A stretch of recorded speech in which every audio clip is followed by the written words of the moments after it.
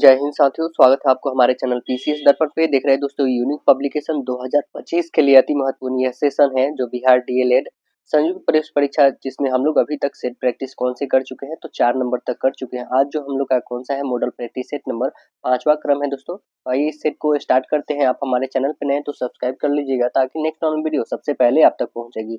तो पहला सेक्शन है आपका सामान्य हिंदी का है। आइए देखते हैं सामान्य हिंदी में क्वेश्चन क्या बने हुए हैं। देखिए सामान्य हिंदी में है दोस्तों क्वेश्चन आपका पर्यायवाची पहले पूछा गया है। देखिए सामान्य हिंदी में कह रहा है, पहले क्वेश्चन दिए गए शब्द के पर्यायवाची शब्द का हमें चयन करना है। बादल, बादल का पर्यायवाची क्या होगा? तो बादल का पर्यायवाची आप बताइएगा घन होगा, है ना। यहाँ पे आंसर्स क्या बन जाएंगे? ऑप्शन नंबर ए करेक्ट होगा आपका। देखिए आगे क्वेश्चन, दिए गए वाक्यांश के लिए एक शब्द दीजिए। आकाश को छूने वाले को क्या कहते हैं? आकाश को छूने वाले को उसे कहते हैं गगनचुंबी, है ना। गगन मतलब आकाश होता है। ऑप्शन नंबर सी करेक्ट होगा आपका। आगे है, दिए गए वाक्य का वह भाग ज्ञात करें जिसमें कोई त्रुटि है। त्रुटि कहने का मतलब कोई गलती है। कह रहा है कि अपने से अधिक दूसरे का व्यथा से वे अधिक पीड़ित थे। तो बताइए इसमें क्या गलत है, त्रुटि क्या लग रहा है इसमें? तो आंसर इसमें बताइएगा दूसरों का व्यथा से, है ना। यहाँ पे क्या हुआ? दूसरों की व्यथा से, दूसरों का नहीं दूसरों की व्यथा से होना चाहिए था। तो यहाँ पे हमारा ये गलत लग रहा है ना। तो ऑप्शन नंबर क्या बन जाएगा? ऑप्शन आपका सी करेक्ट बनेगा। आगे देखिए, कह रहा है कि रिक्त स्थानों को भरने के लिए सबसे उपयुक्त शब्द का हमें चयन करना। अधिक जनसंख्या भारत के लिए डैश है। बताइए क्या है? त्रासदी है, मोक्ष है, अभिशाप है या नियम है? तो आंसर्स बता देंगे, ये एक तरह से अभिशाप है। आंसर हमारा सी करेक्ट होगा। कह रहा है, सुमन को यह जानकर बहुत दुख हुआ कि वह फेल हो गया। यह कौन सा वाक्य है? सुमन को यह जानकर बहुत दुख हुआ कि वह फेल हो गया, है ना। तो ये कौन सा वाक्य है बताएंगे? आप बताइएगा। यह वाक्य जो है कैसा है? मिश्रित है ना। Answer B. इसमें दो सेंटेंस को देखा जा रहा है क्या कि एक जो है सुमन को जानकर यह बहुत दुख हुआ कि वह फेल हो गया, यहाँ से भी एक दूसरा सेंटेंस स्टार्ट हो गया। तो की से यहाँ पे जुड़ने का मतलब है कि यह एक मिश्रित वाक्य है हमारा। आगे देखिए, कह रहा है परोपकार शब्द में कौन सी संधि है? परोपकार में बता दीजिए कौन सी संधि है। तो आंसर्स बता दीजिएगा। पर जो उपकार, ये परोपकार होता है। इसका संधि विग्रह करिए, मतलब संधि विच्छेद करेंगे तो पर जो उपकार, परोपकार। देखिए यहाँ पे जो आपका आता है वो कौन सा संधि आता है? गुण संधि आता है। आंसर आपका बी करेक्ट होगा। रामायण शब्द का हमें शुद्ध विच्छेदित करना है। रामायण शब्द का बताइए क्या हो जाएगा रामायण का? तो आंसर्स बता दीजिएगा रामजुर अयन, रामायण। आंसर सी करेक्ट होगा, रामजुर अयन। यहाँ पे दीर्घ संधि का उपयोग किया गया है। देखिए, सूरसागर का भाषा क्या था? सूरसागर का भाषा क्या था? तो आंसर बताएंगे Braj. Option number A correct होगा, ब्रज था उनका भाषा। देखिए आगे क्वेश्चन कह रहा है कि सुंदरता शब्द में संज्ञा हमें बताना है। सुंदरता ये कौन सी संज्ञा है? सुंदरता को हम लोग क्या करते हैं? फील करते हैं कि वो सुंदर है ना। तो ये जातिवाचक नहीं है, व्यक्तिवाचक नहीं, समूहवाचक नहीं, ये क्या है? भाववाचक है, एब्स्ट्रैक्ट नाउन है। आंसर हमारा करेक्ट ए बताइएगा। देखिए आगे क्वेश्चन कह रहा है आपका कि पंडित शब्द का स्त्रीलिंग बता दीजिए। क्या हो जाएगा पंडित शब्द का स्त्रीलिंग? तो आंसर बता देंगे कि पंडिताइन होता है। आंसर ए करेक्ट हो जाएगा आपका, पंडिताइन। देखिए आगे क्वेश्चन, व का उच्चारण स्थान बताइए। व बोलिए कैसा प्रतीत हो रहा है? व कैसा हो रहा है प्रतीत? तो आप आंसर बताएंगे कि ये व जो हो रहा है, व जो हमारा आवाज निकल रहा है मुंह से, वो दांतों से टकरा रहा है, इसलिए होगा हमारा दंतोष्ठ्य। आंसर हमारा करेक्ट बी बनेगा। व्यंजन को अन्य किस नाम से जाना जाता है? व्यंजन जो है उसको और किस नाम से जानते हैं? तो व्यंजन को और हल के नाम से जानते हैं। आंसर ए करेक्ट बनेगा आपका। कह रहा है कि पंचानन शब्द में कौन समास है? पंचानन, है ना, इसमें एक नंबर आ गया है। पंचानन, 5 है आनंद जिसका, अर्थात कौन है वो? गणेश है। तो आंसर क्या बनेगा? यहाँ पे आंसर बनेगा बहुव्रीहि समास। आंसर सी करेक्ट होगा। लेखक शब्द के अंत में कौन सा प्रत्यय लगा हुआ? लेखक जो है ना ये शब्द, इसमें प्रत्यय बताना है क्या लगा हुआ है। तो क्या होना चाहिए प्रत्यय इसका बताइएगा। तो आप बताइएगा लेखक में क लगा हुआ, अक, अक जिसको हम लोग बोलेंगे, तो कौन सा है वर्ड? आंसर बता देंगे, वो है ऑप्शन नंबर डी, अक, लेखक। ऑप्शन नंबर डी करेक्ट होगा। कह रहा है कि मौन का विलोम हमें बताना है। मौन, मौन मतलब कि शांत, शांत का उल्टा क्या होगा बताइए। तो शांत का उल्टा आप बताइएगा मूर्ख। आंसर सी करेक्ट बताइएगा। कह रहा है कि 15 दिन में एक बार छपने वाली पत्रिका को क्या कहते हैं हम लोग?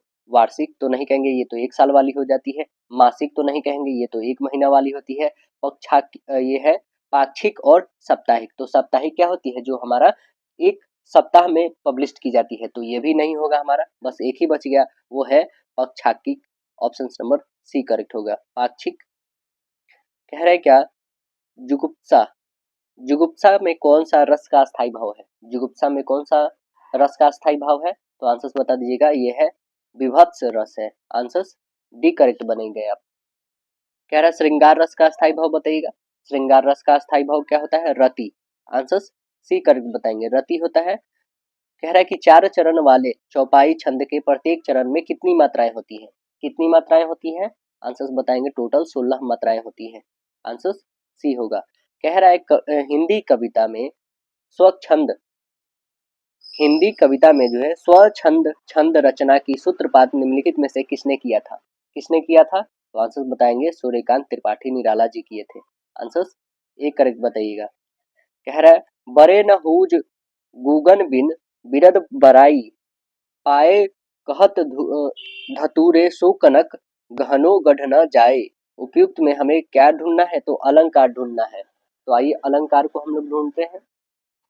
इसमें अलंकार जो आ रहा है आपके, बरे न हूज गुणन बिनु वीरद बराई पाई कहत धतूरे सो कनक गहनो गढ़ो न जाए। यह जो है अर्थांतरयास अलंकार है। ऑप्शन नंबर आपका बी करेक्ट होगा।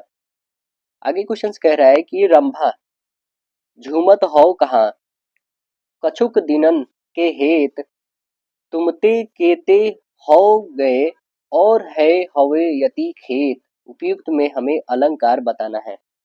कौन सी अलंकार है इसमें? तो इसमें अलंकार है अनियोक्ति अलंकार। ऑप्शन नंबर ए करेक्ट होगा, अनियोक्ति अलंकार। कह रहा है धनी मई कर गिरी कंदरा कलित कानन केली निंजक निंकज को।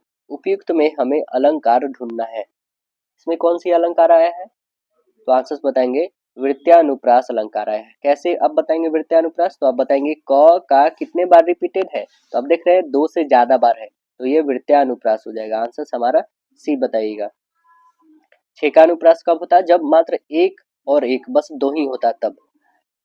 कह रहा कि उधव मेरा हृदय तल था एक उधान न्यारा शोभा देती अमित उसमें कल्पना क्यारी थी। उपयुक्त में हमें अलंकार बताना है।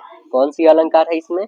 तो इसमें अलंकार जो है आपका उधव मेरा हृदय तल था एक उधान न्यारा शोभा देती अमित उसमें कल्पना क्यारी थी। तो इसमें आप बताइएगा रूपक अलंकार है। आंसर ए करेक्ट बताइएगा। आगे देखिए, यहाँ पे ये जो कल्पना क्यारी है, इससे हम रूपक अलंकार को निकालेंगे। आइए गद्यांश को पढ़ते हैं और पढ़ के आंसर देते हैं। भारत माता को हम नमन करते, उत्तर में हिमालय इसकी प्रहरी करता है, दक्षिण में हिंद महासागर इसका चरण पकड़ता है, पश्चिम में कच्छ की खाड़ी और पूरब में बांग्लादेश गंगा यमुना नर्मदा ताप्ती कृष्णा गोदावरी ब्रह्मपुत्र आदि नदियां भारत के मैदानी क्षेत्रों को शोभा बढ़ाती है। खेतों में लहराती फसलें और बागों में तरह तरह के जड़ी बूटी एवं पके फलों की तरह इनकी भारत माता का उपहार है। प्रत्येक धर्म का व्यक्ति भारत माता का सुपुत्र है, सबकी प्रिय है भारत माता। जड़ी बूटी कौन सा समास है? बताइए, जड़ी बूटी कौन सा समास है? तो जड़ी बूटी के लिए आप बताइएगा यह द्वंद्व समास है। कैसा है? तो द्वंद्व समास है। आंसर्स क्या बनेंगे? राइट आंसर बी बनेगा। द्वंद्व समास में सभी पद क्या होते हैं? प्रधान होते हैं। और इस समास में विग्रह में और, तथा, एवं, या, अथवा आदि का संयोग होकर शब्दों का प्रयोग होता है। तब हम समझ जाते हैं क्या कि यह जड़ी जो है कि इसे द्वंद्व समास कहेंगे, है ना। और ये जो संयोग होकर प्रयोग होता है, एक ही अर्थ के पद के जो मेल से जो भी द्वंद्व बनता है, जैसे कि जड़ी बूटी हो गया ना, जैसे जीव जंतु हो गया, कंकर पत्थर हो गया, ये सभी क्या है हमारा? सीधे हम बताएंगे कि द्वंद्व समास है। तो आंसर हमारा बी करेक्ट बनेगा। देखिए जनरल इंग्लिश में क्वेश्चन कह रहा है कि select the option that means the same as a given items. क्या दिया हुआ हमारे पास? At the drop of hat. At the drop of hat का मतलब क्या होता है? जल्दी, तत्क्षण। तो आंसर क्या बताएगा? इंस्टेंटली, है ना। आंसर जल्दी, करेक्ट आंसर सी बताएंगे। Select the most appropriate word to fill in the blank. क्या है? We wear of him. He is as silly as a dash. कहने का क्या मतलब है? कहने का मतलब है उससे सतर्क रहो। किससे? उससे सतर्क रहो। वह बहुत ही क्या है? वो बहुत ही कपटी है। किसकी तरह? कपटी कौन होता है? स्नेल होता है? तो नहीं। गोट होती है? तो नहीं। रैबिट होता है? नहीं। तो कौन होता है? लोमड़ी होती है ना। कपटी चालाक कौन होता है? लोमड़ी। तो आंसर हमारा बी करेक्ट बनेगा। देखिए आगे क्वेश्चन कह रहा है select the option that means as the same given items. कह रहा है spill the beans. Spill the beans का मतलब क्या होता है दोस्तों? स्पिल द बीन्स का मतलब यहाँ पे बताया गया है क्या कि भेद खोलना। क्या होता है इसका मतलब? भेद खोलना। तो आंसर्स क्या बताएंगे? To leak the secret. Answers क्या बताएंगे? टू कि select the correct homonym from the given option and fill in the blank. क्या कह रहा है कि which dash does the minister take to the reach the assembly. मतलब कि वह क्या चीज है जिससे वह जाएंगे कहाँ पे? तो विधानसभा में। कौन? तो मंत्री जी। तो क्या बताइएगा? रोट बताइएगा? बिल्कुल नहीं। क्या राइट बताइएगा? बिल्कुल नहीं। रूट बताइएगा? तो नहीं। आंसर क्या होगा? रूट से जाएंगे ना, मतलब उस रास्ते से जाएंगे। तो आंसर हमारा क्या बनेगा? ऑप्शन नंबर डी करेक्ट होगा आपका। देखिए रूट मतलब तो आपको पता है क्या होता है? जो रास्ता होता है उसे पहुंचने के लिए, वो होगा हम लोग का यहाँ पे क्या। और डबल ये इस रूट का मतलब क्या होता है? तो आपको पता होगा इस रूट का मतलब पेड़ पौधा का जड़ होता है। और रोहित मतलब क्या होता है दोस्तों? तो इसका मतलब बोल दिएगा दंगा, उपद्र, है ना। और रोट का मतलब क्या होता है? शरण गलन बोल सकते हैं, निरर्थक बातें बोल सकते हैं। इसका मतलब कोई बातें नहीं, ऐसा बात बोल सकते हैं आप। Select the most appropriate option to fill in the blank. कह रहा है कि Ramu went his friends on a trip to dash new paths. मतलब रामू जो है क्या करता है? रामू अपने दोस्त के साथ जो नया रास्ता है ना, यात्रा पे जाता है। क्या करने? तो उसको तलाशने जाता है ना। तो क्या बताएंगे कि रामू जो है अपने दोस्त के साथ नए रास्ते तलाशने के लिए यात्रा पर गया है। तो आंसर हमारा क्या बनेगा यहाँ पे बताइएगा? आंसर आप बता देंगे कि ऑप्शन नंबर एक्सप्लोर करने गया है, खोजने गया है। आंसर ए करेक्ट होगा आपका। देखिए आगे क्वेश्चन कह रहा है क्या select the option that express the given sentence in a active voice. Okay, क्या कह रहा है कि Pygmalion was written by GB Shaw. मतलब ये पिगमिलियन किसके द्वारा लिखा गया है? तो जीबी शॉ के द्वारा लिखा गया है। पिगमिलियन एक पुस्तक का नाम है जो ये किसके द्वारा लिखा गया है? तो जीबी शॉ द्वारा लिखा गया है। इसको हमें बनाना है ना। तो क्या बनेगा वॉइस इसका बनाइएगा? तो ऑप्शन नंबर आपका बनेगा कि GB Shaw wrote Pygmalion. Option number C correct होगा आपका।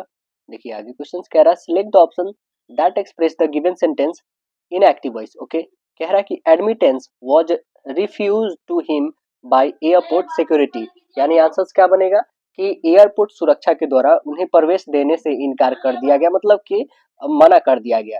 तो हमारा क्या बनेगा यहाँ पे? वॉइस। वॉइस आप बनाइएगा। ऑप्शन नंबर आपका ए करेक्ट होगा कि A the airport security refuse him admittance. Answer हमारा ए करेक्ट होगा। आगे क्वेश्चन कह रहा है क्या कि select the option that can be used one word substitute for the given group of word. क्या है हमारे पास? An outlook that is influenced by people from all over the world. इसका मतलब क्या हुआ? तो इसका मतलब कि एक ऐसा दृष्टिकोण जिससे दुनिया भर के लोग प्रभावित होते हैं। तो वो कौन सा पॉइंट है बताइएगा? वो कौन सा वर्ड है? तो आंसर्स बता देंगे कि ऑप्शन नंबर डी कॉस्मोपोलिशियन। कॉस्मोपोलिटियन। कॉस्मोपोलिटियन मतलब होता है सर्वदेशीय, है ना। और अंडरफाइंड मतलब क्या होता है? अंडरफाइंड मतलब होता है अपकृष्ट या फिर अशिष्ट व्यक्ति, है ना। इप्टोम इपिटियोम क्या होता है? इपिटियोम मतलब होता है आदर्श उदाहरण, है ना। आगे क्या है? Canto cantonment. कैंटोनमेंट मतलब होता है सैन्य छावनी होता है। हमारा आंसर क्या बन जाएगा? ऑप्शन नंबर डी करेक्ट होगा। आगे क्वेश्चन कह रहा है select the most appropriate option to fill in the blank. We should dash his outfit as he was put on weight. मतलब क्या हुआ हमारा दोस्तों? ही वुड डैश, मतलब कि उस हमें जो है उसके पहनावे में क्या करना चाहिए ताकि उसका जो है कि उसका वजन बढ़ गया, हमें क्या करना चाहिए? तो बदलाव करना चाहिए, है ना। तो आंसर हमारा क्या बनेगा? अल्टर होगा। ऑप्शन नंबर बी करेक्ट बताइएगा ना कि वी शुड अल्टर। यहाँ पे हमें alter his outfit as he was put on weight. मतलब कि हमें उसके पहनावे में बदलाव करना चाहिए क्योंकि उसका वजन क्या हो गया है? बढ़ गया है। देखिए आगे क्वेश्चन हमारा क्या होगा? Select the correct homonym from the given options to fill in the blank. The French perfume was wonderful, मतलब जो फ्रेंच का परफ्यूम है वो बहुत ही क्या है, आश्चर्यजनक है, एक तरह से कह सकते हैं परफ्यूम की खुशबू जो है अद्भुत है। तो हमारा इसमें सेंट का ऑप्शन कौन सा होगा, तो आंसर्स बता देंगे सेंट ऑप्शन नंबर ए करेक्ट दिख रहा है, करेक्ट। देखिए अगला क्वेश्चन क्या कह रहा है हम लोग का, और देखिए इसके मतलब भी बता देते हैं। ये सेंट का मतलब तो आप समझ गए कि खुशबू, और इस सेंट का मतलब क्या होता है दोस्तों, ये वर्ब थर्ड दिया हुआ है सेंट का, है ना। तो ये क्या हो जाएगा, सेंड मतलब भेजना होता है, सेंट ये भी वर्ब थर्ड दिया हुआ है, ये वर्ब टू दिया हुआ है। और ए CENT क्या होता है, इसका मतलब होता है सेंट मतलब अमेरिकी डॉलर का 100वां भाग होता है सेंट। आगे देखिएगा, कह रहा select the most appropriate option to fill in the blank. The new employee said that he was dash of doing the job well, मतलब जो नया एम्प्लॉय आए हैं, जो नया कर्मचारी, वो कह रहा है कि उसे काम अच्छे से करने का क्या है, भरोसा दिलाता है उसको, है ना। तो आंसर हमारा क्या बन जाएगा, ऑप्शन आप बता दीजिएगा। राइट आंसर ए बताएंगे कि वो अच्छे से कॉन्फिडेंस से बोल रहा है ना, कि वो अच्छे से काम करेगा, आंसर हमारा ए करेक्ट बनेगा। देखिए आगे कह रहा है कि select the most appropriate option to fill in the blank. He applied for official dash to organise the event, जो उसने क्या किया है कि उन्होंने कार्यक्रम आयोजित करने के लिए आधिकारिक आवेदन किया है, मतलब अनुमति के लिए, है ना। तो आंसर क्या बनेगा हमारा, अनुमति के लिए उसने आवेदन किया है, ऑप्शन नंबर सी हमारा बनेगा, परमिशन मतलब अनुमति। आगे देखेंगे, नेक्स्ट कह रहा है क्या हम लोग का, select the most appropriate option to fill in the blank. After hours of discussion the team dash at the same conclusion. तो क्या बताएंगे कि मतलब घंटों चर्चा के बाद जो है टीम क्या पहुंची, उस नतीजे पे पहुंची, यानी आंसर हमारा क्या बनेगा, अराइव्ड, मतलब उस नतीजे पे पहुंची, आंसर नंबर ए करेक्ट बताएंगे। कह रहा है choose non finite verbs in a given sentence. आइए क्या है, climbing a tree to pluck mangoes is a thrilling experiences experience. तो हमें नॉन फाइनाइट बताना है, क्या बताना है हमें, नॉन फाइनाइट, बट इसका मतलब होता है क्या है, आम तोड़ने के लिए पेड़ पर चढ़ना एक रोमांचिक अनुभव है ना। तो इसमें हमारा थ्रिलिंग और क्लाइंबिंग ये क्या है, नॉन फाइनाइट वर्ब्स है, आंसर हमारा डी करेक्ट होगा। नॉन फाइनाइट इससे इसका भी बताना है, कह रहा है कि our salvation lies in realising our kinship with all of humanity, यानी क्या बोलेंगे कि हमारा जो उदार संपूर्ण मानवता के साथ हमारी रिश्तेदारी को समझने में क्या है, तो निहित है। हमें बस बताना है कि नॉन फाइनाइट वर्ब्स कौन सी है, तो नॉन फाइनाइट वर्ब्स कौन सा है, तो रियलाइजिंग यहाँ पे non finite, answer C correct होगा। Which tense is use to express an action going at some point of time in the past, कौन है बता दीजिएगा। तो आंसर्स बता देंगे कि हाँ वो है पास्ट कंटिन्यूअस टेंस, हमारा आंसर सी करेक्ट बन जाएगा। देखिए select the most appropriate option to change the sentence from direct to indirect. I have been walking along the river he said, मतलब उसने क्या कहा है कि मैं नदी के किनारे क्या कर रहा था, चल रहा हूँ, है ना। तो आंसर से इसका क्या बनाइएगा, he said that he said that he dash along the river, answer क्या बोलेंगे, तो आंसर बोलेंगे had been walking along the river, answer ये करेक्ट बनेगा। देखिए अगला क्वेश्चन कह रहा है द सिंबल, ये जो सिंबल है ये क्या कहते हैं, तो इसे कहते हैं हम लोग एक्सक्लामेटरी मार्क्स कहते हैं, है ना। आंसर हमारा ये करेक्ट बनेगा। क्वेश्चन मार्क आपको पता है इसे कहते हैं, फुल स्टॉप किसे कहते हैं, इसे कहते हैं, सेमीकोलन किसे कहते हैं, तो आप बता देंगे सेमीकोलन इसे कहते हैं। आगे देखिएगा, कह रहा select the alternative which best express the meaning of items या फ्रेजेस अकॉर्डिंग टू, है ना। अकॉर्डिंग टू का मतलब होता है क्या दोस्तों, के अनुसार। तो आंसर हमारा क्या बनेगा, एज स्टार्टेड बाय, आंसर हमारा करेक्ट डी बताइएगा। देखिए आगे कह रहा है कि what is the purpose of quotation mark in a sentence, quotation mark देने का क्या पर्पस होता है सेंटेंस में, तो आंसर बता दीजिएगा। To show direct speech within the text, answer हमारा ए करेक्ट बनेगा, ऑप्शन नंबर। जैसे कि हम बता दें आपको एक सेंटेंस दे करके कि Ram said I am very busy now, है ना। यहाँ पे हमने क्या, तो एक कोटेशन देने का मतलब है कि हमने इसको बता दिया है कि I am very busy now, मतलब मैं अभी बहुत ही बिजी हूँ, ये कहने का मतलब है राम ने कहा है। देखिए आगे क्वेश्चन जो आता है, आगे जो हमारा सेक्शन आता है ये है गणित का। देखिए गणित में क्या है क्वेश्चन की 7 + 10x plus minus 5x square का अधिकतम मान जो होगा वो क्या होगा। तो अधिकतम मान क्या हो जाएगा इसका। तो अधिकतम मान निकालने के लिए ये होता है फॉर्मूला कि dy/dx है ना। dy/dx रखते हैं हम, ये हमारा मैक्सिमम मिनिमम वैल्यू करने के लिए, और मैक्सिमम वैल्यू के लिए क्या होगा तो d² y/dx², ये हमेशा क्या होगा 0 यहाँ पे ग्रेटर देन होगा। तो यहाँ पे हम लोग इसका वैल्यू फाइंड करते हैं। मैक्सिमम वाली हम रखते हैं यहाँ पे क्या 7 प्लस है 10x, x का वैल्यू 1 लेते हैं, -5 इंटू 1 का होल स्क्वायर, x है तो 1 का होल स्क्वायर यहाँ पे करिए 7 प्लस ये हो जाएगा 10 माइनस ये हो जाएगा 5, तो ये कितने हो जाएंगे 17 में से 5 घटाइएगा तो कितने हो जाएंगे 12, यानी आंसर हमारा क्या बनेगा ऑप्शन नंबर डी करेक्ट हो गया। अधिकतम मान यही तो दिख रहा है 12 वाला। देखिए आगे कह रहा है यहाँ पे ये हमारे पास दिया हुआ है, इसका योग क्या होगा, इसका योग क्या होगा, चलिए योग जोड़ के देख लेते हैं। 2 में इससे करेंगे तो कितने हो जाएंगे 6x² y हो जाएगा, इसको अब इससे करिए तो कितने हो जाएंगे 4 2 जा 8 एक्स वाई स्क्वायर होगा। ठीक है, अब इसको इससे करिए तो माइनस में हो जाएगा 5 2 जा 10 एक्स वाई जेड होगा, होगा ना। अब और है, और का मतलब होता है प्लस, प्लस रखिए यहाँ पे, ये 5 और 2 में करेंगे तो 10 क्या हो जाएगा एक्स वाई जेड हो जाएगा। अब देखिए ये माइनस और ये प्लस कट जाएगा क्योंकि सेम है। अब देखिए ये 5 में 3 से करेंगे तो माइनस में 5 3 जा 15 वाई स्क्वायर जेड आ गया। अब क्या क्या बच गया लिख दीजिए, यहाँ पे एक्स स्क्वायर है, ये वाई स्क्वायर है, और यहाँ पे भी हमारा वाई स्क्वायर बट जेड है, तो आप लिखेंगे क्या सीधे 6x² है इसमें प्लस 8x² इसमें नहीं है, मतलब ऑप्शन सी का D 6² plus 8x² minus 15y² Z, यानी ऑप्शन नंबर हमारा क्या है डी करेक्ट हो गया। एक घनाभ की लंबाई चौड़ाई ऊंचाई क्रमशः 10 6 4 है, तो सतह का क्षेत्रफल, बहुत ही सिंपल। देखिए इसका फॉर्मूला यदि याद होगा तो हमें लंबाई कितना दिया है एक बार गौर करते हैं, 10 6 4, 10 है ना 6 और 4 है, तो आपको फॉर्मूला होंगे 2LB BH और प्लस LH होता है, बस इस पे रखिए। तो आप रखेंगे 2LB क्या है तो 6 और 10 में गुणा करेंगे 60 होगा, BH क्या है तो 6 और 4 24 हो जाएंगे, और LH क्या है तो आप 10 4 40 हो जाएंगे, मतलब कि 124 हो जाएंगे अंदर में, और गुन्ने 2 करिए तो कितने आ जाएंगे 8 और 4 और यहाँ पे 2, मतलब 248 आ जाएंगे। देखिए है क्या 248, ऑप्शन नंबर आपका यस करेक्ट आंसर ए है।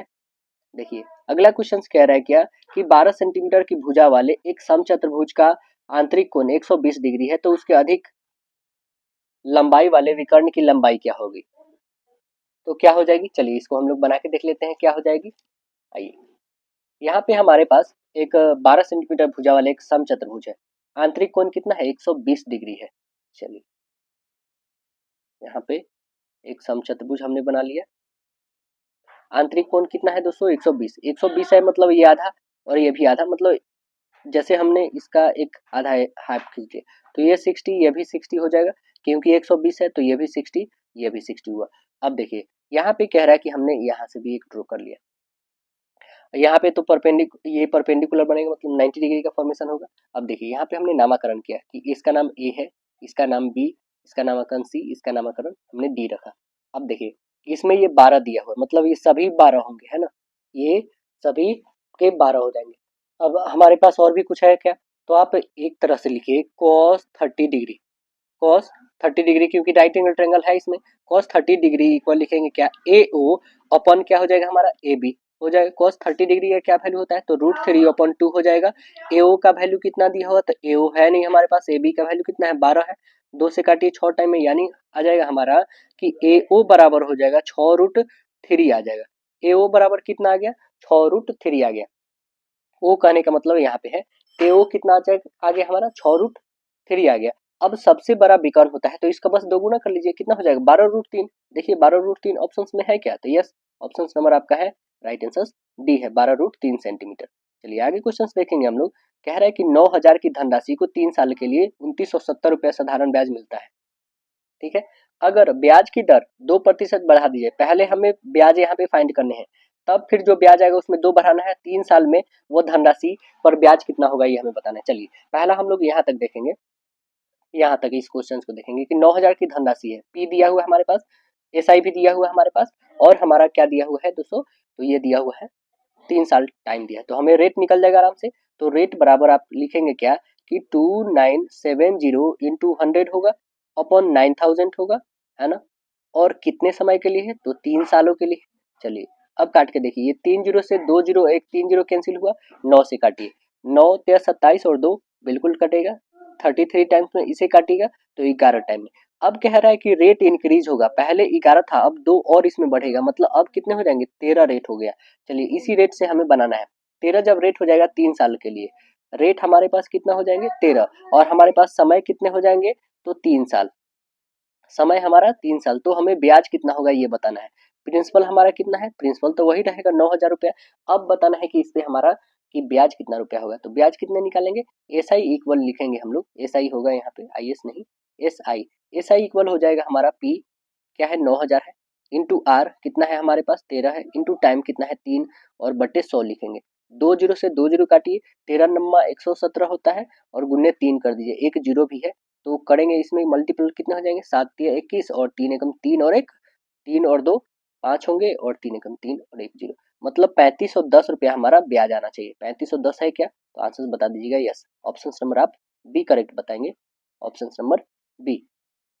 कह रहा है यदि चर के मान 1.7 और उसकी बराबरता, मतलब 1 और 7 है, उसकी बराबरता 2 1 है, तो माध्य हमें निकालना है। चलिए इसका माध्य हम लोग निकाल लेते हैं, क्या होगा, देखिए x1 हमारे पास क्या दिया हुआ है 1, f1 क्या दिया है 2, x2 क्या दिया है 2, f2 क्या दिया है 1, तो हम लोग बस यही रखेंगे कि दोनों का मल्टीपल करते हैं, दोनों का मल्टीपल 1 और 2 में गुणा करेंगे कितने हो जाएंगे 2, और प्लस 7 और 1 में गुणा करेंगे कितने हो जाएंगे 7, प्लस में हो जाएगा बटे में 2 और 1 3, यही ना हमारा f है, तो 2 और 1 3 हो जाएंगे। अब देखिए 7 और 2 9 और बट्टे 3, इसे काटिएगा कितने 3 टाइम में, यानी हमारा माध्य कितना निकल गया 3, आंसर डी बन जाएंगे। देखिए आगे कह रहा है यदि साइन माइनस कॉस बराबर दिया हुआ 1 माइनस रूट 3 अपॉन 2, तो ए का वैल्यू हमें बताना है कि डिग्री में कितना होगा। यहाँ पे हम लोग लिखते हैं कॉस, माइनस में है यहाँ पे साइन, माइनस कॉस इक्वल दिया हुआ 1 माइनस रूट 3 अपॉन 2 दिया हुआ है ना। चलिए दोनों तरफ हम लोग वर्ग कर लेते हैं, दोनों तरफ हमने वर्ग कर लिया, कर सकते हैं, ठीक। आगे करते हैं इसका सोल्यूशन, आगे सोल्यूशन करिएगा तो ये साइन स्क्वायर होंगे, यहाँ पे लिखेंगे sine square minus cos square, minus नहीं प्लस में हो जाएगा कॉस स्क्वायर, ठीक है, और माइनस में हमारा होगा 2 साइन इंटू कॉस हो जाएगा, 2ab है ना, इक्वल में रखिएगा, इसका स्क्वायर करेंगे तो कितना आ जाएगा, तो आप बताइएगा कि ये जो है हमारे पास 1 का होल स्क्वायर करेंगे तो 1 ही रह जाएगा, प्लस रूट 3 का करेगा तो 3 हो जाएगा, और यहाँ पे माइनस में हो जाएगा 2 रूट 3 क्यों, क्योंकि 2ab है, और प्लस में बट्टा में हो जाएगा ये 4 हो जाएगा, 2 का होल स्क्वायर 4, अब इस दोनों को ऐड करेंगे तो 3 और 1 4 हो जाएगा। चलिए इसका मतलब तो आपको पता है क्या होता है, एक होता है माइनस, यहाँ पे लिखेंगे 2 साइन इंटू कॉस लिखेंगे, इक्वल हो जाएगा ये 4 माइनस 2 रूट 3 अपॉन में 4 हो जाएगा, इतना तो होगा ना। चलिए इसको आगे फिर हम लोग यहाँ पे बनाते हैं, जैसे यहाँ पे देखिए ये जो हमारे पास आ गया है, जस्ट इसके बाद हम लोग लिखेंगे क्या कि 1 हमारा इधर क्या है, तो 1 को हम लोग यहाँ पे रख देते हैं सीधे हम लोग साइन स्क्वायर, ठीक है ना। अच्छा ये बताइए क्या हम लोग 1 माइनस जो साइन इंटू कॉस है हमारे पास, इसको हम लोग ऐसे भी लिख सकते हैं क्या कि 1 माइनस यहाँ पे sine square, 1 minus sine square equal 4, और माइनस 2 रूट 3 अपॉन 4। अब यहाँ से हम लिखेंगे क्या कि साइन साइन 2a इक्वल हो जाएगा हमारा 1 माइनस 4 माइनस 2 रूट 3 अपॉन में हो जाएगा 4।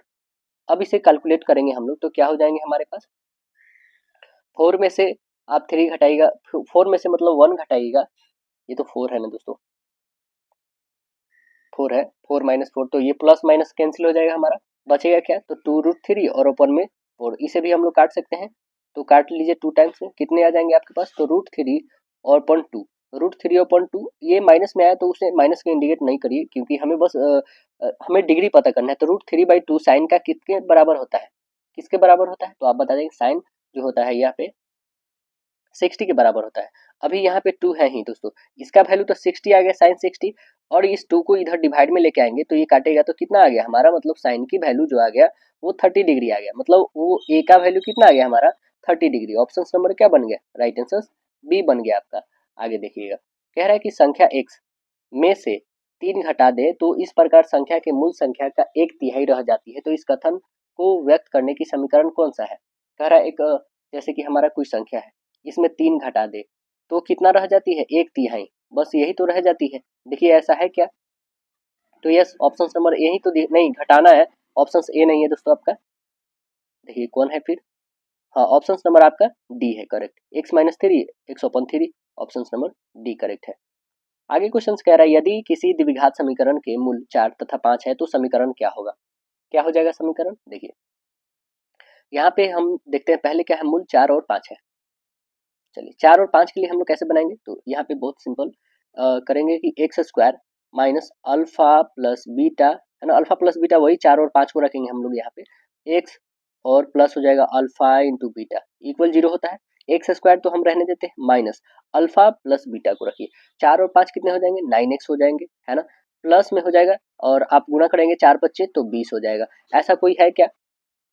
तो आप बताइएगा कि हाँ है, तो एक माइनस वाला पहला ही तो है, तो आंसर क्या बता देंगे? पहला ही। करेक्ट आंसर से बन जाएगा।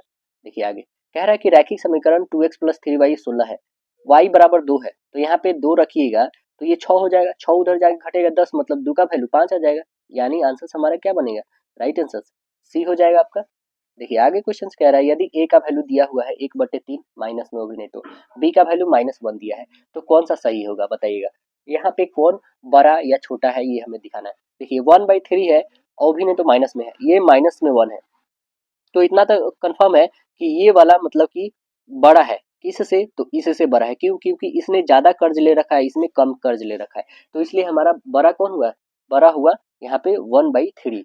1/3 ए वाला बड़ा हो गया, यानी ऑप्शन नंबर क्या दिख रहा है? तो ऑप्शन आप बी बताइएगा क्यों बड़ा है। ये बात पता चला। सपोज करिए आपको हमने 10 रुपया बोला माइनस में, एक को बोला 20 रुपया माइनस में, इसमें बड़ा कौन है? तो आप बोलेंगे कि ये 10 वाला कम कर्जा में है, ये ज्यादा कर्जा में है, तो बड़ा यही ना हुआ कि ये जल्दी से खत्म कर देगा, ये थोड़ा देर से खत्म करेगा, तो इसलिए बड़ा हुआ। ये नंबर पे आप नहीं जाइए क्योंकि इसमें निगेटिव लगा हुआ है। निगेटिव में जिसमें कम में, जैसे कि ये हो गया, हमने यहाँ पे ये दिया, तो इसमें बड़ा आपका ये निगेटिव वाला हुआ जो कम वाला वैल्यू होगा, है ना। तो आंसर हमारा बी करेक्ट होगा। आगे क्वेश्चन कह रहा है निम्नलिखित समीकरण में मूलों का गुणनफल बताना है। मूलों का गुणनफल क्या होता है?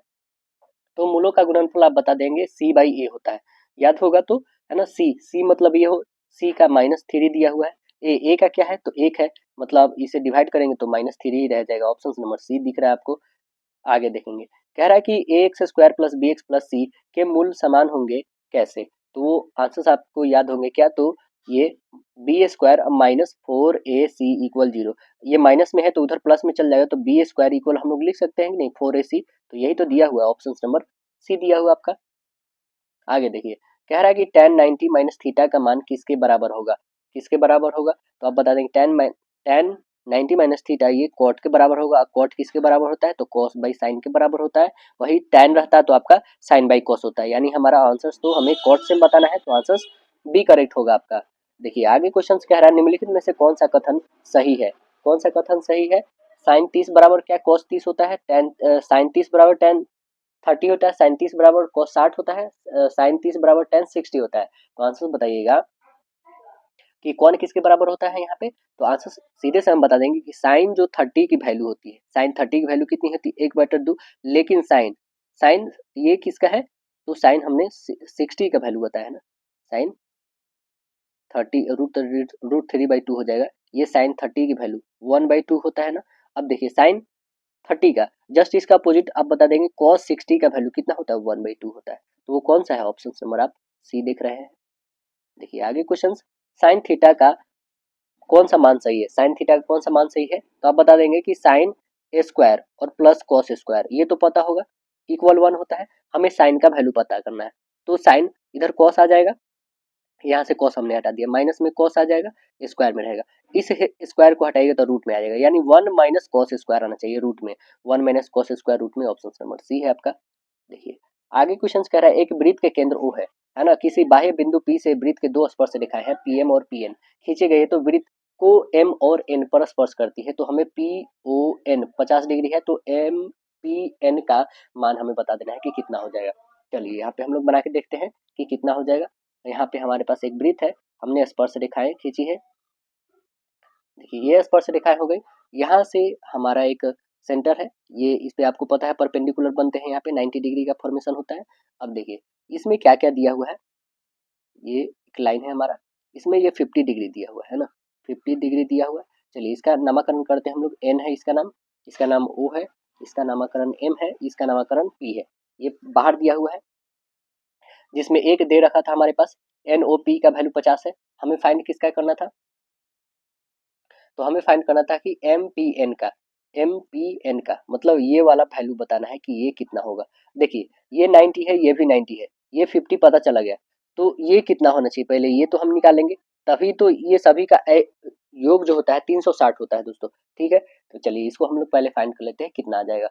तो आप बता देंगे क्या कि यहाँ पे पी ओ एन हमारे पास दिया हुआ, पी ओ एन कितना है, तो 180 में से आप बताएंगे क्या, ये 90 है हमारा, ये 90 ये 50, तो ये कितना हो जाएगा, तो आप बता देंगे कि ये 90 है और एक है 50, है ना। तो 180 में से इतना घटा लीजिए, यहाँ पे 180 हमने लिख दिया, 180 में से इतना घटा लेंगे तो कितना आ जाएगा आपके पास, तो आप बता देंगे 40 डिग्री, क्योंकि 9 और 5 कितने 140 होते हैं, तो ये हमारा आ गया 40 डिग्री, कितना 140 आ गया। अब इधर की बारी है, इस वाले की बारी है, तो अब देखिए इसे कैसे निकालेंगे, ये तो हमारा कितना है, आप बता देंगे कि ये जो हमारे पास 90 डिग्री है, क्योंकि इस पे 90 डिग्री का ही फॉर्मेशन होता है। ठीक है, ये हमारे पास नहीं पता है कि कितना है, और ये भी नहीं पता है, तो उसे कैसे हम लोग फाइंड करेंगे। इसे फाइंड करने के लिए हमें करना होगा क्या कि पी ओ एम ट्रायंगल में जाने होंगे, इस वाले ट्रायंगल में मतलब जाना होगा। इस ट्रायंगल में आप देखेंगे कि ओ पी एम किसका किसका, ओ पी एम जो है हमारा, ओ पी एम ये हो जाएगा 180 और माइनस हो जाएगा यहाँ पे 90 और प्लस 50 हो जाएगा, होगा ना। तो आप घटाइए, इसमें से कितने हो जाएंगे, आप बता देंगे कि 180 में से ये घट जाएगा 140, मतलब यहाँ पे भी हमारा 40 डिग्री आ जाएगा, है ना। यहाँ पे भी 40 आ गया क्या, तो ओ पी एम ये भी 40 डिग्री आ गया, तो 40 और 40 कितने हो गए हमारे 80। बस आंसर देखिए 80 है क्या, option number, yes option number आपका सी है, करेक्ट आंसर सी बन जाएंगे। देखिए आगे क्वेश्चन कह रहा है, समबाहु त्रिभुज ए बी सी की एक भुजा 10 है, समबाहु त्रिभुज डी ई एफ की एक भुजा 5 सेंटीमीटर, डी एफ और ए बी सी का अनुपात हमें बताना है।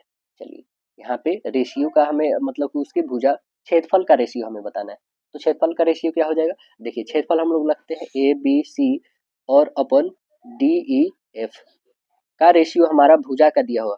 अब देखिए ये समबाहु है, समबाहु भुजा कहने का मतलब है कि √3/4 और भुजा स्क्वायर, भुजा क्या है तो 10 को स्क्वायर करोगे तो 100 हो जाएगा, दूसरा है √3/4 और गुना भुजा मतलब 25 हो जाएगा। इसको तो ये काट दीजिएगा √3 25 से काटेंगे 4, यानी क्या आ जाएगा 4 और 1 का रेशियो, 4 और 1 का रेशियो कौन सा है, ऑप्शन नंबर आपका डी है। देखिए आगे क्वेश्चन कह रहा है कि इस ABCD समचतुर्भुज के विकर्ण है, ओ बिंदु पर मिलते हैं, तो ओ ए बी 30 है, तो हमें ओ बी ए का वैल्यू बताना है। देखिए यहाँ पे हमने एक समचतुर्भुज को बना दिया। अब देखिए ये समचतुर्भुज हो गए, ये यहाँ से हमने एक ड्रॉ करा, ये भी यहाँ से एक ड्रॉ करा। अब देखिए इसमें क्या क्या दिया है, सभी का नामकरण हमने कर देते हैं, बी सी डी और ए बी सी डी यहाँ पे है। अब देखिए इसमें हमारा क्या दिया हुआ है, तो ओ ए बी दिया हुआ, कहाँ है ओ ए बी, देखेंगे ओ ए बी ये वाला दिया हुआ, कितना डिग्री 30 डिग्री दिया है। हमें फाइंड करना ओ बी ए, कहाँ पे है ओ बी ए, ये फाइंड करना है कि ये कितना डिग्री होगा। तो देखिए समचतुर्भुज में जो होता है दोस्तों, यहाँ पे तो सभी 90 डिग्री बनेंगे, ये तो आपको पता है, चारों यहाँ पे 90 डिग्री बनेंगे। ये जब 90 है, ये 30 है, तो 9 3 कितने होंगे 120, तो ये कितने हो जाएंगे, आप बताएंगे कि एक ट्रायंगल में 180 का बनता है, तो ये 60 डिग्री हो जाएगा, सीधे आप बता देंगे, ऑप्शन नंबर सी करेक्ट होगा आपका। चलिए आगे क्वेश्चन देखते हैं, 10 सेंटीमीटर त्रिज्या वाले एक ठोस गोले को गोलाकार 1 सेंटीमीटर त्रिज्या वाले कितनी ठोस गोलियां बनाई जा सकती है, कितनी ठोस गोलियां बनाई जा सकती हैं। देखिए 10 सेंटीमीटर त्रिज्या वाले एक गोले का आयतन पहले निकालिए और 1 सेंटीमीटर त्रिज्या वाले गोले का आयतन अलग निकालिए, तो कितने हो जाएंगे हमारे।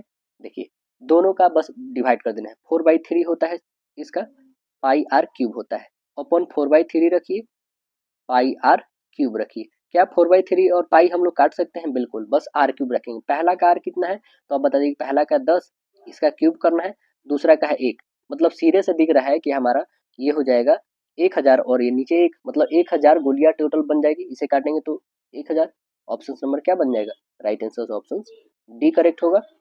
देखिए आगे क्वेश्चन कह रहा है कि आर के किस मान के लिए जो है x - y r y equal R है, तब x plus R minus two into Y equal 2 का हल नहीं होगा। तो कौन नहीं होगा, देखिए इसमें कौन सा नहीं होगा। हम लोग रखेंगे यहाँ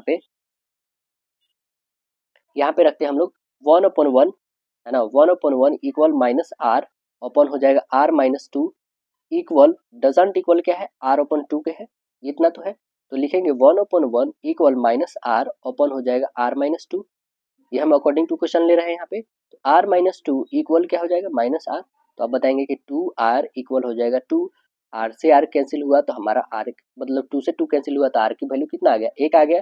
जब फिर से हम आर इक्वल 1 रखेंगे, जब आर इक्वल 1 रखेंगे then 1/1 doesn't equal R upon two. ये तो वाकई में सही है हमारा, तो इसलिए आर इक्वल हम क्या बताएंगे 1 बताएंगे। तो देखिए आर इक्वल 1 ऑप्शन नंबर कौन सा है, तो आंसर सब बताएंगे राइट आंसर सी। कह रहा है कि cos a और plus cos a into 20 plus cos 20 minus a का मान कितना होगा, इसका वैल्यू कितना होगा। चलिए इसका वैल्यू हम लोग बना के देखते हैं कि कितना आ जाएगा इसका वैल्यू। यहाँ पे लिखा गया है, हमें पता है क्या कि cos a और प्लस cos a इंटू, यहाँ पे थोड़े सॉल्व करने होंगे हमें।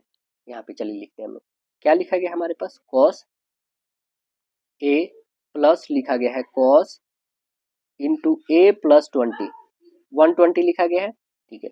और प्लस लिखा गया हमारे पास cos 120 माइनस a लिखा गया है ना।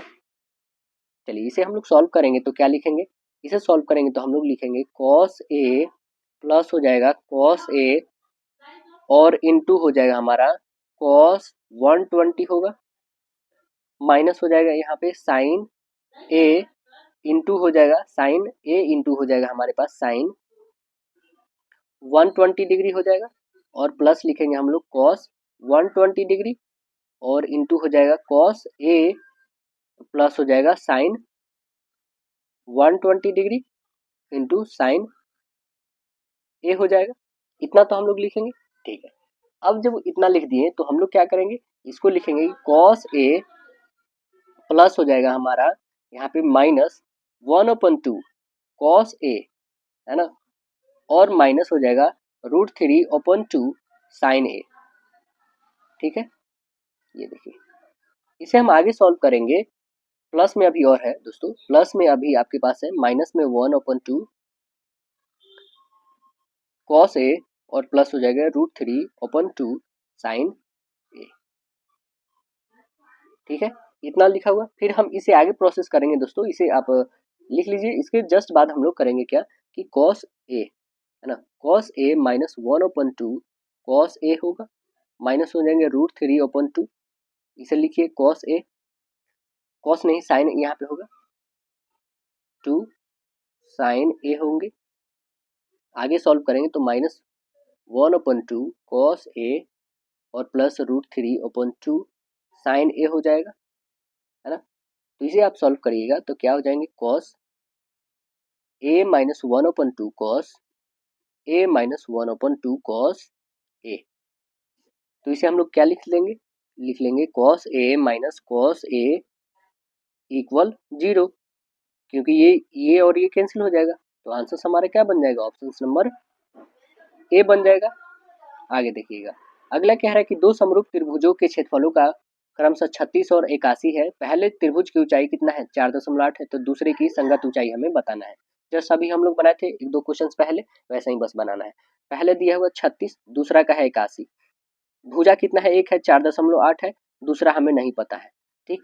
अब हम लोग बोथ साइड, इधर बोथ साइड नहीं, इसका रूल ही होता है कि इसका स्क्वायर किया जाता है ना।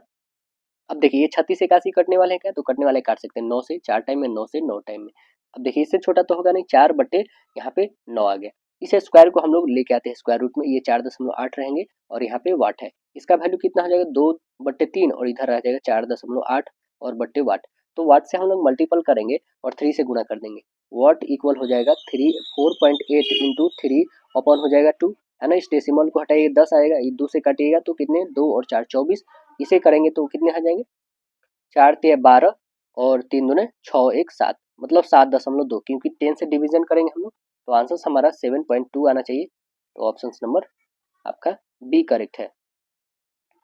आगे क्वेश्चन है कि आकृति दिए गए ए सी एक रेखा है, तो एंगल ए बी डी और डी सी बी हमें बताना है क्या है।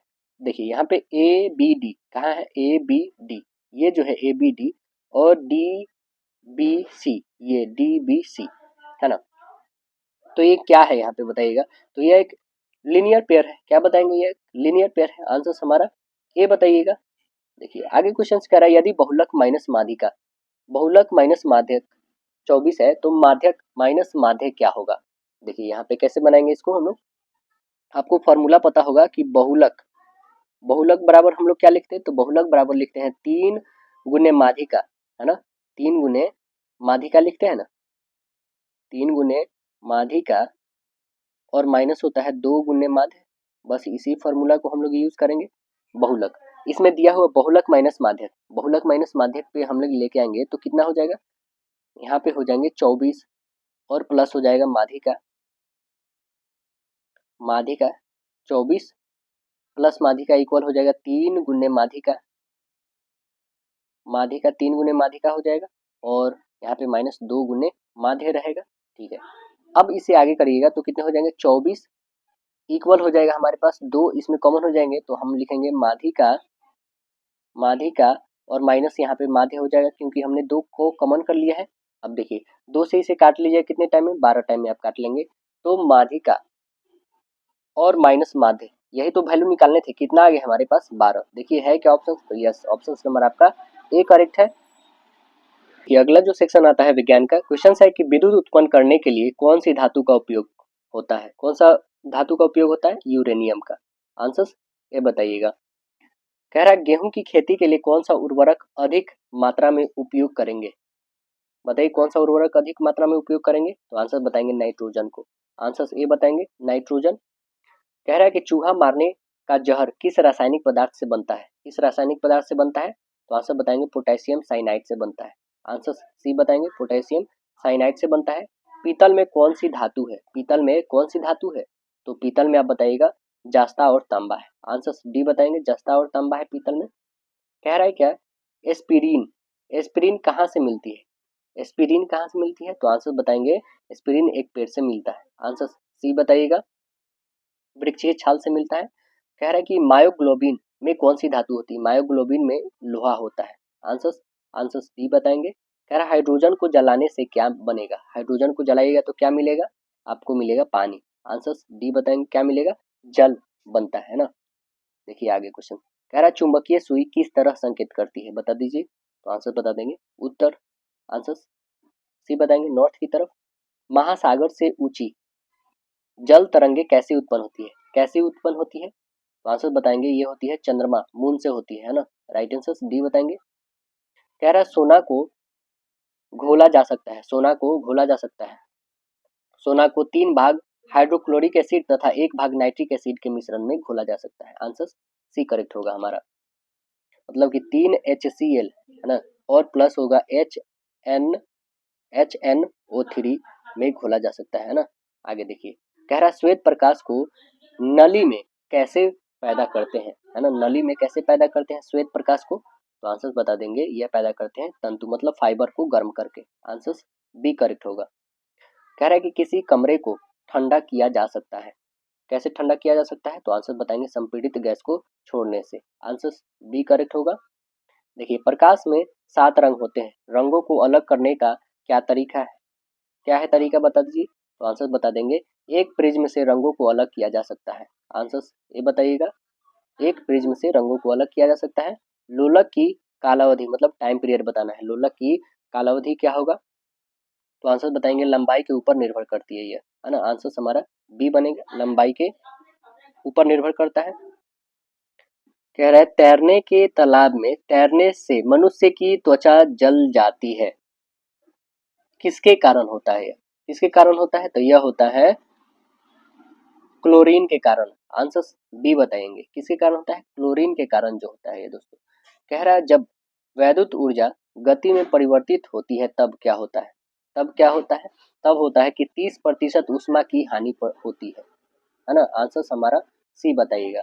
कह रहा है कि शक्कर के किण्वन से क्या बनता है, से क्या बनता है, तो आंसर बताएंगे इथाइल अल्कोहल बनता है। आंसर ए बताएंगे इथाइल अल्कोहल बनती है। रडार का आविष्कार कौन था? रडार का आविष्कारक कौन थे? तो रडार का आविष्कारक रॉबर्ट वॉटसन थे। आंसर ये बताइएगा कब? 1919 में। कह रहा है कृमि खाद मतलब वर्मी कंपोस्ट बनाने हेतु निम्नलिखित में से किस कृमि या कीड़े का उपयोग किया जाता है? किसका किया जाता है बताइए? तो आंसर बता देंगे केचुआ का। आंसर सी बताएंगे किसका? केचुआ का।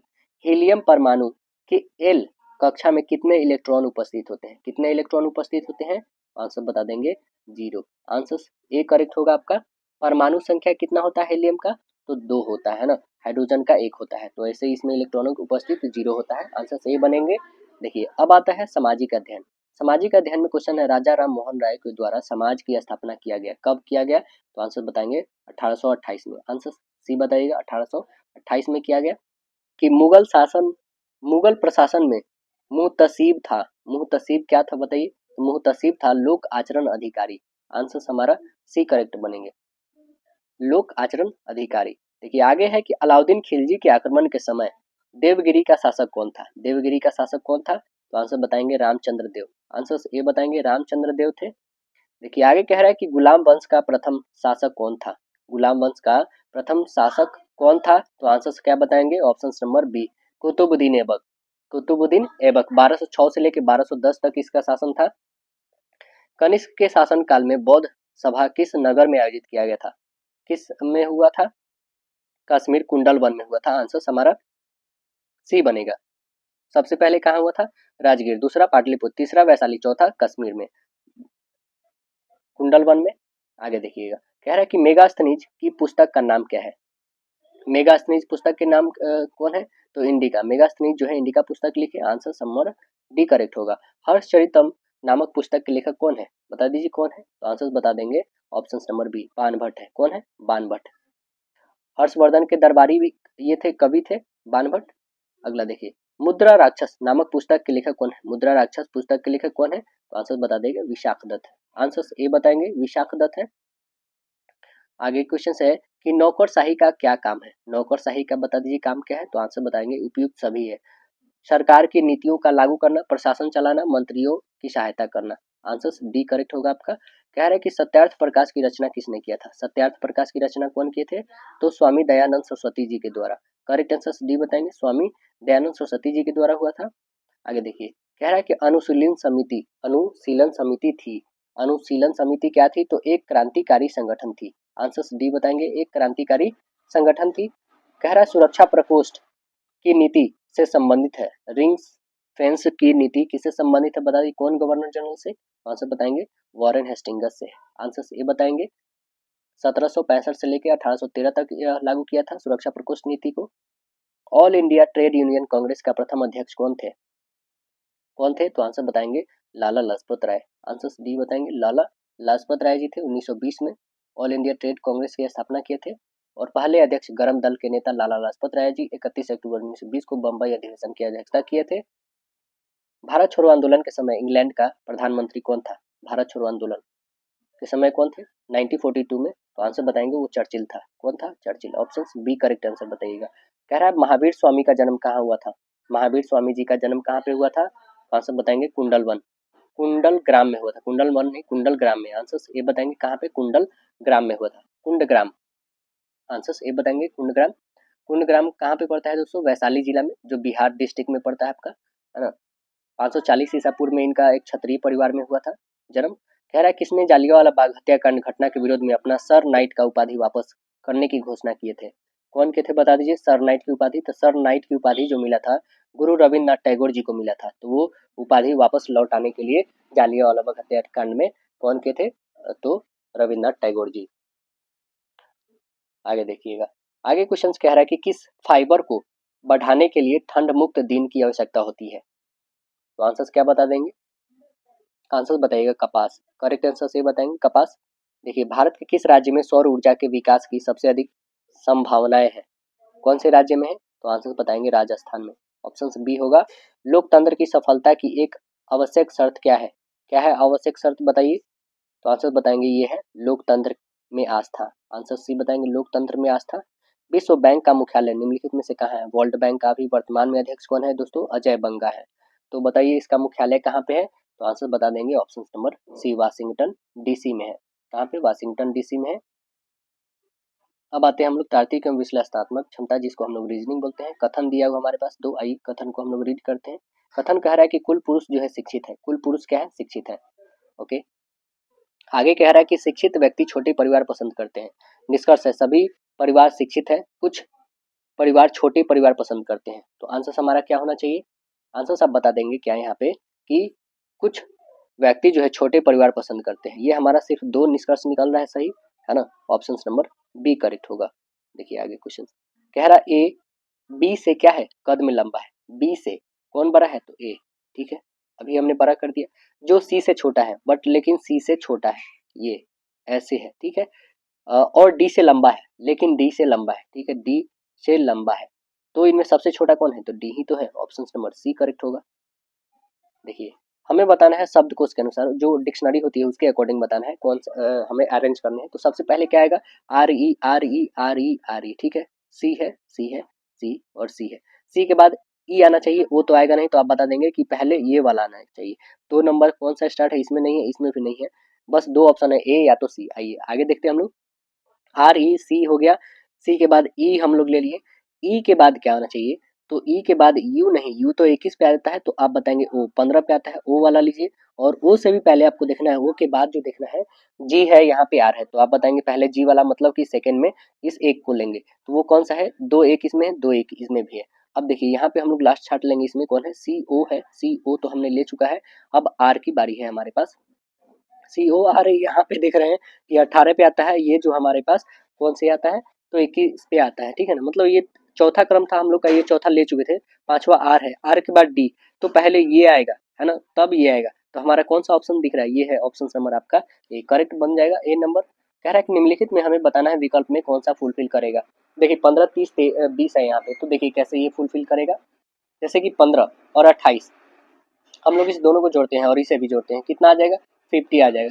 इसे भी हमने जोड़ना है, तो ये कितना आ जाएगा? तो आप बताएंगे 30 और 20, ये भी 50 आ रहा है, तो हमें ये भी जोड़ने में 50 चाहिए। तो आप इसे जोड़िए, ये 23 है और ये 7, 30 होंगे, 30 और 10 40, इसमें कितने चाहिए आप? और तो आप बताएंगे इसमें और 10 तो चाहिए। तो आंसर हमारा क्या दिख रहा है? तो आंसर बताएंगे ऑप्शन नंबर डी दिख रहा है आपको, 10 और चाहिए। तो देखिए आगे क्वेश्चन कह रहा है क्या निम्नलिखित में से कौन सी संख्या श्रृंखला में लुप्त है? यहाँ पे आइए देख लेते हैं। 17 20 मतलब यहाँ पे कितना इंक्रीज हुआ है? तो आप बता देंगे 3, है ना। यहाँ से 3 गुना, यहाँ पे देखिए प्लस 3 हुआ है, यहाँ पे गुणे 3 हुआ है, यहाँ पे 4 प्लस हुआ है, यहाँ पे 4 गुना हुआ है, यहाँ पे 5 प्लस हुआ है, यहाँ पे 5 गुना हुआ है दोस्तों। तो यहाँ पे हम 6 ऐड करेंगे ना, 6 ऐड कर दीजिए, 6 5 11, ये 3 1, मतलब ऑप्शन नंबर बी करेक्ट होगा आपका।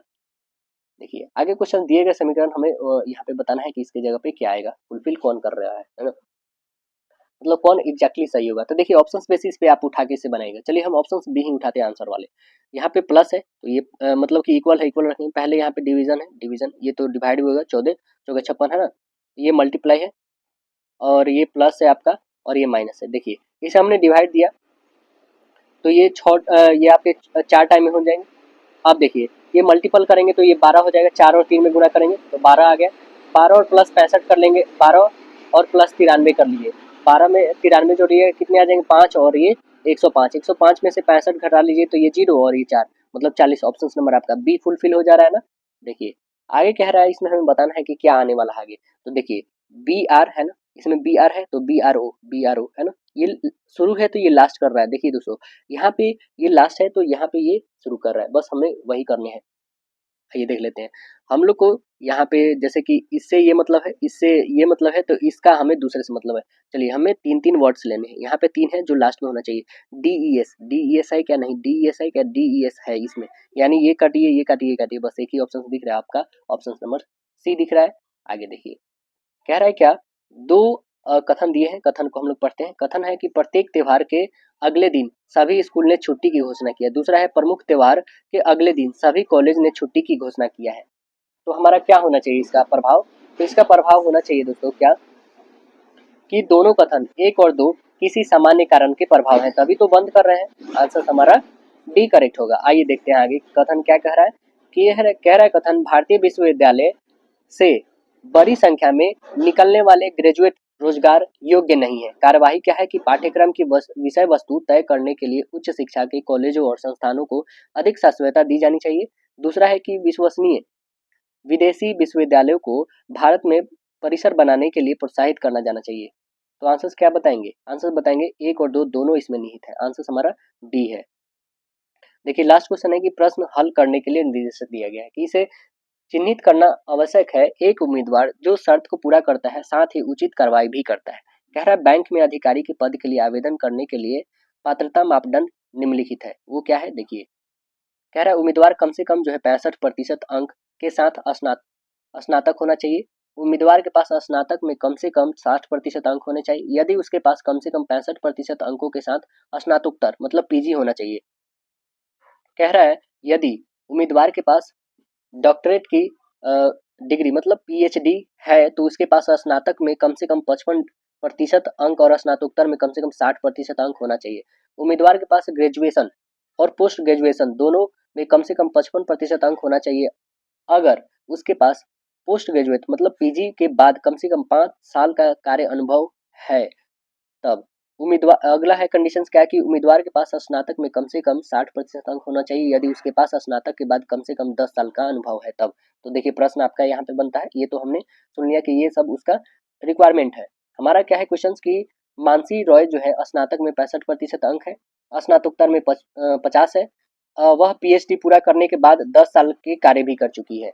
तो बताइए वो कौन सा फुलफिल होगा? तो आप आंसर बताएंगे इनमें से कोई नहीं होगा, ना एक होगा ना दो और ना ही ये होगा। यानी हमारा आंसर क्या बनेगा? ऑप्शन नंबर ये डी फुलफिल होगा, इनमें से कोई नहीं। तो आशा है दोस्तों वीडियो पसंद आया होगा। फिर मिलते हैं नेक्स्ट सेशन में, जब तक के लिए धन्यवाद। ऐसे क्या फुलफिल होगा इसमें तो आपको बता देते हैं कि ये फुलफिल होगा। इसमें बता दें, इसमें फुलफिल होगा ये कि उम्मीदवार के पास स्नातक के 60% होना चाहिए, उसके बाद जो है स्नातक कम से कम 10 साल अनुभव होना चाहिए। एक तो ये 5 नंबर होगा और दूसरा कौन सा होगा तो दूसरा भी बता देते हैं। दूसरा आपका ये होगा कि उम्मीदवार को कम से कम 65% अंक से स्नातक होना चाहिए, है ना। तो ये आपका है जो ऑप्शंस में दिया नहीं, तो इसलिए इनमें से कोई नहीं हमने करा है। ठीक है।